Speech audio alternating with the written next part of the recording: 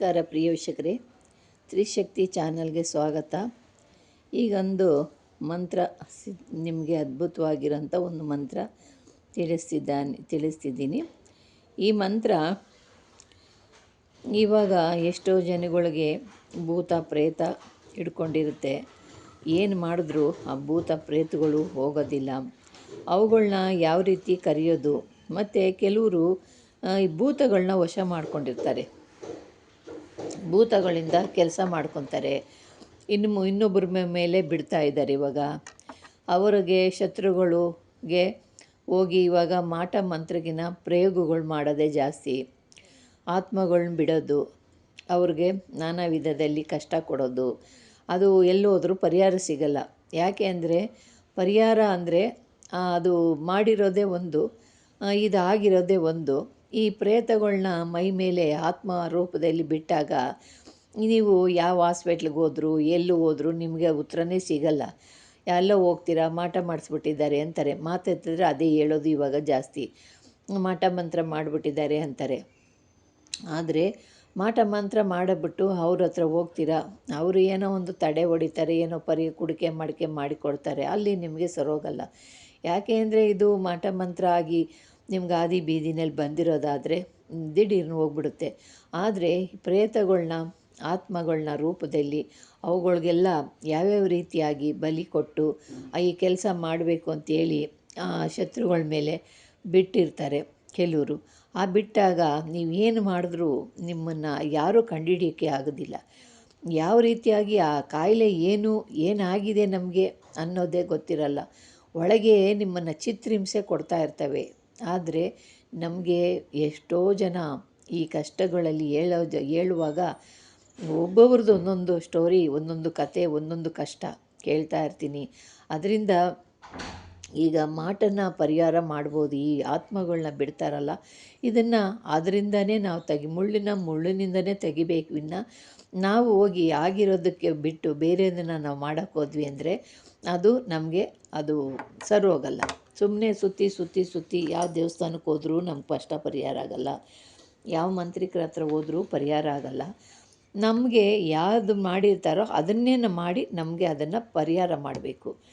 ಈಗ ಒಂದು ಆತ್ಮ ಕಳಿಸಿದ್ದಾರೆ ಅಂದರೆ ನಾವು ಆತ್ಮನ ಪ್ರಯೋಗ ಮಾಡಿ ಅದನ್ನು ತೆಗಿಬೇಕು. ಇಲ್ಲ ಅಂದರೆ ಅದು ಬರಲ್ಲ. ನೀವೇನೇ ಮಾಡಿದ್ರೂ, ನೀವೆಷ್ಟೇ ಜಪ ತಪ ಮಾಡಿದ್ರೂ ಅದು ದೇಹದಲ್ಲೇ ಇರುತ್ತೆ. ಯಾಕೆ ಅಂದರೆ ನೀವು ಅದನ್ನು ಓಡಿಸೋ ಅಂಥದ್ದೇನು ಮಾಡ್ತಿಲ್ಲ. ಆವಾಗ ನೀವು ಮಂತ್ರಗಳು ತಂತ್ರಗಳು ಹೇಳ್ದಷ್ಟು ಜಾಸ್ತಿ ಹಿಂಸೆ ಕೊಡ್ತಾ ಇರುತ್ತೆ. ಆವಾಗ ನೀವು ಈ ಮಂತ್ರ ಹೇಳಿದ ಮೇಲೆ ನನಗೆ ಹಿಂಗಾಗೋಯ್ತು, ಈ ಮಂತ್ರ ಹೇಳೋದೇ ಬೇಡ ಅನ್ನೋ ಥರ ಆಗ್ಬಿಡುತ್ತೆ.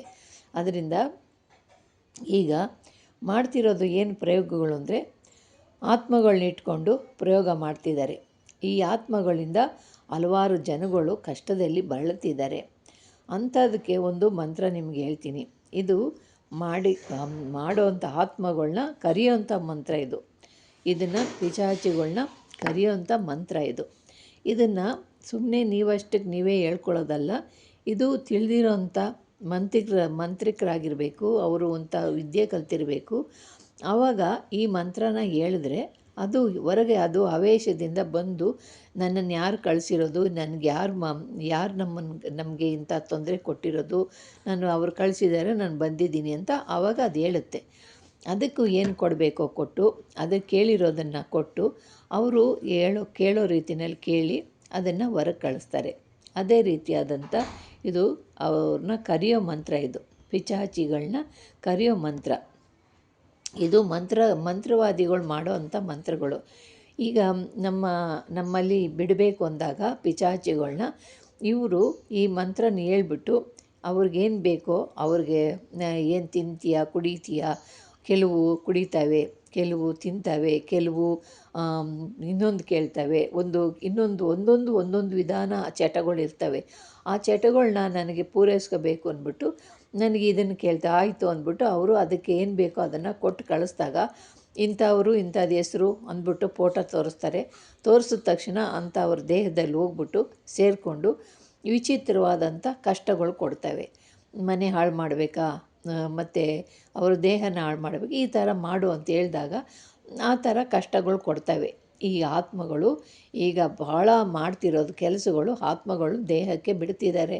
ಮನೆಗಳು ಹಾಳು ಮಾಡ್ತಾ ಇದ್ದಾರೆ, ದೇವಸ್ಥಾನಗಳಿಗೆ ಬಿಡ್ತಾ ಇದ್ದಾರೆ. ಎಲ್ಲಿ ದೇವಸ್ಥಾನ ಚೆನ್ನಾಗಿ ಇಂಪ್ರೂವ್ಮೆಂಟ್ ಆಗ್ತಿದೆಯೋ ಅಲ್ಲಿ ಆತ್ಮಗಳನ್ನ ಬಿಟ್ಟು ಜನಗಳು ಬರ್ದಂಗೆ ತಡೆ ಮಾಡ್ತಾರೆ. ದೇವಸ್ಥಾನಕ್ಕೆ ಏನೋ ಒಂಥರ ಕಳೆ ಇಲ್ದಂಗೆ ಮಾಡಿಬಿಡ್ತಾರೆ. ಯಾಕೆ ಅಂದರೆ ಆತ್ಮ ಪ್ರವೇಶ ಒಳಗೆ ಮಾಡ್ತು ಅಂದರೆ ದೇವ್ರ ಕಳೆ ಹೋಗ್ಬಿಡುತ್ತೆ. ದೇವರು ದುಷ್ಟಶಕ್ತಿಗಳು ಒಳಗೆ ಪ್ರವೇಶ ಮಾಡಿದ್ವು ಅಂದಾಗ ದೇವಸ್ಥಾನದಲ್ಲಿ ಕಳೆ ಹೋಗ್ಬಿಡ್ತು, ಜನ ಕಡಿಮೆ ಆಗೋಗ್ಬಿಡ್ತಾರೆ. ಈ ಥರ ನಡೀತಾ ಇದೆ ಈಗ ಮಾಡ್ತಿರೋ ಕೆಲಸನೇ ಯಾವುದೂ ಇಲ್ಲ. ಇವು ಕುಡಿಕೆ ಮಡಿಕೆ ಏನೂ ಉಣೋದೇನೂ ಇಲ್ಲ.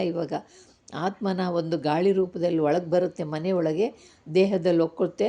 ಅವ್ರು ಯಾರ ಹೆಸ್ರು ಹೇಳಿ ಬಿಟ್ಟಿರ್ತಾರೋ ಅವ್ರನ್ನ ಕಾಡುತ್ತೆ. ಮತ್ತು ಮನೆಯಲ್ಲಿ ದುಡ್ಡು ಕಾಸು ಹಾಳು ಮಾಡಬೇಕಾ, ಅದನ್ನು ಹಾಳು ಮಾಡುವಂತೈತೆ. ಮಕ್ಕಳನ್ನ ಬುದ್ಧಿ ಚಂಚಲ ಮಾಡಬೇಕಾ, ಬುದ್ಧಿ ಚಂಚಲ ಮಾಡುತ್ತೆ. ಏನು ಬೇಕೋ ಅಂಥ ಕೆಲಸ ಎಲ್ಲ ಮಾಡ್ತವೆ ಈ ಪ್ರೇತಗಳು. ಈ ಪ್ರೇತಗಳನ್ನ ಅವರು ಇಟ್ಕೊಂಡು ಇಂಥ ಕಾರ್ಯಗಳೆಲ್ಲ ಮಾಡಿ ಎಲ್ಲನೂ ಹಾಳು ಮಾಡ್ತವೆ. ಅದರಿಂದ ಇದು ಕರಿಯೋ ಮಂತ್ರ. ಈಗ ನೀವು ಕಲ್ತಿರೋ ಸ್ವಲ್ಪ ವಿದ್ಯೆ ಕಲ್ತಿರಬೇಕು. ಅದನ್ನು ನೀವು ಎಲ್ಲ ಯಾವ್ಯಾವ ರೀತಿಯಾಗಿ ಅಂತ ನೀವು ಕಲಿತು ಇದನ್ನು ಯಾವುದನ್ನು ಪ್ರೇತಗಳಿದ್ದಾವೆ ಅಂದಾಗ ನಿಮಗೆ ಅನುಮಾನ ಬಂದಾಗ ಈ ಮಂತ್ರನ ಹೇಳಬೇಕು. ಈ ಮಂತ್ರ ಹೇಳಿದಾಗ ಆವೇಶವಾಗ್ತವೆ. ಆವಾಗ ನೀವು ಏಕಾಏಕಿಯಾಗಿ ಸಾದಾ ಇರುವವರು ಇದನ್ನು ಮಾಡೋಕ್ಕೆ ಹೋದರೆ ಕಷ್ಟ ಆಗುತ್ತೆ, ನಿಮ್ಮ ಮೇಲೆ ಎದ್ದು ಬಿಡ್ತವೆ.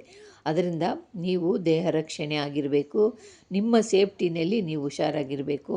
ಅವರು ದೇಹದಿಂದ ಹೊರಗೆ ಬರಬೇಕು ಅಂದಾಗ ನೀವು ಇದು ಕರೆದಾಗ ಬಂದು ಹೇಳ್ತಾವೆ. ಅವಾಗ ನನ್ನನ್ನು ಯಾಕೆ ಕರೆದೆ, ನೀನು ಏನಕ್ಕೆ ಕರೆದೆ ಅಂದ್ಬಿಟ್ಟು ಅವಾಗ ನುಡಿತವೆ.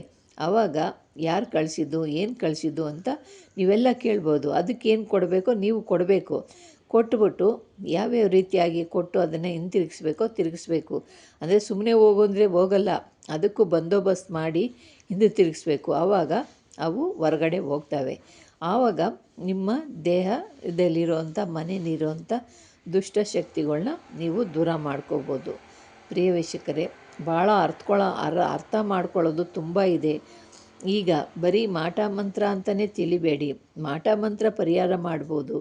ಆತ್ಮಗಳನ್ನ ಬಿಟ್ಟರು ಅಂದರೆ ನಿಮಗೆ ಕಂಡಿಡಿಯೋಕ್ಕೇ ಆಗಲ್ಲ, ಕಂಡಿಡಿಯೋ ಕಾಯಿಲೆನೇ ಅಲ್ಲ ಅನ್ನೋ ಥರ ಆಗ್ಬಿಡುತ್ತೆ. ಅದರಿಂದ ಯಾರಿಗೆ ದೇಹದಲ್ಲಿ ಭೂತ ಪ್ರೇತಗಳಿದೆಯೋ ಈ ಮಂತ್ರನ ಹೇಳ್ತಾ ಇದ್ರೆ ಆವೇಶ ಆಗುತ್ತೆ. ಆದರೆ ನಿಮ್ಮಷ್ಟಕ್ಕೆ ನೀವೇ ಹೇಳ್ಕೊಳಕ್ಕಾಗಲ್ಲ.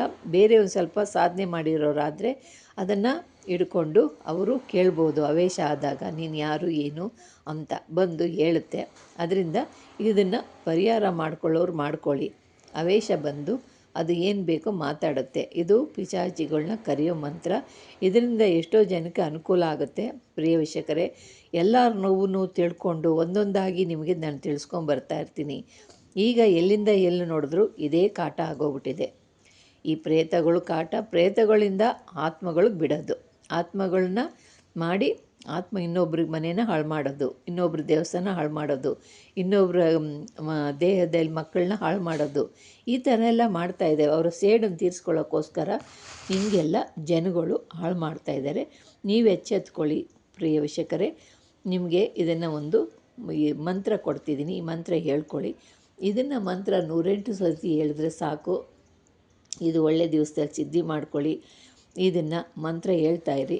ಅದನ್ನು ಹೇಳಿದಾಗ ಅವು ಬರ್ತವೆ. ಬಂದಾಗ ನೀವು ಹುಷಾರಾಗಿ ನಿಮ್ಮ ದೇಹನ ನೀವು ಕೆಲವರು ಆ ಪಿಶಾಚಿಗಳನ್ನ ಹೊಲಿಸ್ಕೊಳ್ಳೋನು ಆಗುತ್ತೆ. ಆ ಕೆಲವು ಮಂತ್ರಗಳು, ಈ ಮಂತ್ರದಿಂದ ಪಿಶಾಚಿಗಳನ್ನ ಕರೆದು ಅವಕ್ಕೇನು ಬೇಕೋ ಅದು ಕೊಟ್ಟು ಅವ್ರ ಆಸೆಯನ್ನು ತೀರಿಸಿದ್ರೆ ನಿಮ್ಮ ವಶದಲ್ಲೇ ಇರ್ತವೆ ಇವು. ಅಂದರೆ ಕೆಟ್ಟದ್ದು ಮಾಡ್ಕೊಳ್ಳೋಕೆ ಹೋದ್ರೆ ಅಂದರೆ ಅದು ಮನೆ ಯಾವತ್ತಿದ್ರೂ ಹಾಳೇ. ಅದು ಒಬ್ಬರನ್ನ ಹಾಳು ಮಾಡಿದ್ವಿ ಅಂದರೆ ಆ ಮನೆ ನಮ್ಮ ಮನೆ ಒಂದು ದಿವಸ ಅಲ್ಲ ಒಂದು ದಿವಸ ಹಾಳಾಗೋಗ್ಬಿಡುತ್ತೆ. ಅದನ್ನು ಯಾರಿಗೂ ತೊಂದರೆ ಕೊಡಬಾರ್ದು. ಅದನ್ನು ನಾವು ಕಷ್ಟದಲ್ಲಿರೋರನ್ನ ನಾವು ಕಾಪಾಡಬೇಕು ವಿನ ಅದನ್ನು ಸಿದ್ಧಿ ಮಾಡ್ಕೊಂಡು ಇವ್ರನ್ನ ಹಾಳು ಮಾಡಬೇಕು ಅಂದರೆ ಅದು ಒಳ್ಳೆಯ ಪದ್ಧತಿ ಅಲ್ಲ. ಅದು ನಿಮಗೆ ರಿವರ್ಸ್ ಆಗಿಬಿಡುತ್ತೆ. ಅದರಿಂದ ಇದನ್ನು ಕಲಿತ್ರೆ ನೀವು ಸಿದ್ಧಿ ಮಾಡಿಕೊಂಡು ಅವ್ರು ಒಳ್ಳೇದು ಮಾಡ್ಬೋದು. ಯಾರೋ ಆತ್ಮದಲ್ಲಿ ಇನ್ನೊಂದು ಪ್ರೇತ ಇದೆ ಅಂದಾಗ ಇದನ್ನು ಸಿದ್ಧಿ ಮಾಡ್ಕೊಂಡು ನೀವು ಮಾಡ್ಬೋದು. ಅದರಿಂದ ಇದನ್ನೆಲ್ಲ ನಿಮ್ಗೆ ತಿಳಿಸಿದ್ದೀನಿ. ಕೆಟ್ಟದ್ದು ಮಾಡೋಕ್ಕೆ ಹೋದರೆ ನಿಮಗೆ ರಿವರ್ಸ್ ಹೊಡಿತೈತೆ, ಇದು ಎಚ್ಚೆತ್ಕೊಳ್ಳಿ. ಆಮೇಲೆ ಏನೋ ಮಾಡೋಕ್ಕೋಗಿ ಏನೋ ಮಾಡ್ಕೋಬೇಡಿ. ಭಾಳ ಹುಷಾರಿಂದ ಇದನ್ನು ನೋಡ್ಕೊಳ್ಳಿ. ಇದನ್ನು ನಿಮ್ಗೆ ಇಷ್ಟವಾದರೆ ಲೈಕ್ ಮಾಡಿ, ಶೇರ್ ಮಾಡಿ, ಸಬ್ಸ್ಕ್ರೈಬ್ ಮಾಡಿ. ನಮಸ್ಕಾರ.